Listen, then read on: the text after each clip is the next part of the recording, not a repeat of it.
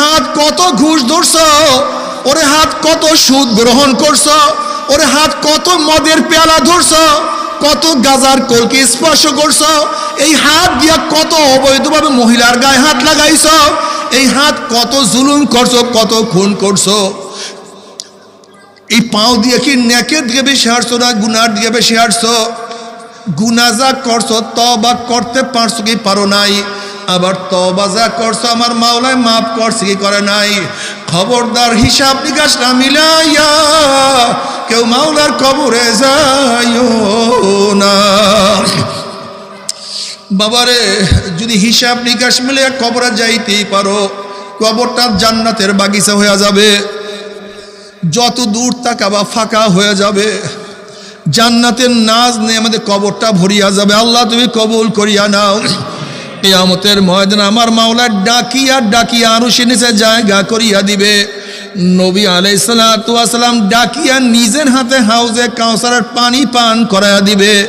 বুখারীর মধ্যে রওয়ায়াত আছে, মান শারাবাল্লাম ইয়াজ মাবাদা, যেই ব্যক্তি এক পেয়ালা হাউজে কাউসারের পানি পান করবে 50,000 বছরের মধ্যে আর কোনোদিন পানির পাশা লাগবে না। নবী আলাইহিস সালাতু ওয়াস সালাম ফরমান, হে আমার উম্মতরা, 3 জায়গায় কিয়ামতের ময়দানে আমাকে খোঁজ করিও।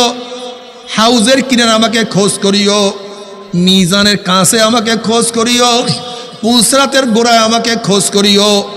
নবী আলাইহিস সালাতু ওয়াস সালাম মিজানের কাছে দাঁড়ানো থাকবে, তার উম্মতদেরকে ওজন করা শুরু করবে। যখনই কোনো নেক বাদ দেওয়া শুরু করবে, অমনি আমার মাওলার কাছে সুপারিশ করবে, মাওলা হে আমার এই উম্মতের নেকটাকে আপনি ফালাইয়া দিয়েন না। ওরা তো নবী দেখে নাই, রসুল দেখে নাই, সাহাবি দেখে নাই, গুনার মধ্যে ছিল, যতটুক পারছে আমল করছে, এই ত্রুটিপূর্ণ নেকটাকে আপনি ফালাইয়া দিয়েন না, আপনি রাখিয়া দেন। আবার যখনই গুনাহ ওজন করা শুরু করবে, অমনি আমার মাওলার কাছে সুপারিশ করা শুরু করবে, মাওলা গুনাহটাকে ওজন করিয়েন না। ওর বাবা নামাজ পড়তো না, কিন্তু ছেলে তো নামাজ ছাড়তো না। ওর মা তো পর্দা করতো না, কিন্তু মেয়ে তো পর্দা করতো। ওর বড় ভাই তো নামাজ রোজার কাছেও যাইতো না, কিন্তু ও তো ইবাদত ছাড়া এক মুহূর্ত গাফেল ছিল না। ওর বাবা দাড়ি রাখতো না, কিন্তু ছেলে তো দাড়ি রাখছে। ওর নানা, ওর দাদা তো ইবাদতের মধ্যেই নাই, কিন্তু নাতি হইয়া অল্প বয়সে স্কুলে পড়া অবস্থায় ইবাদত শুরু করিয়া দিছে। মাওলা হে নেকটাকে বাতিল করিয়েন না।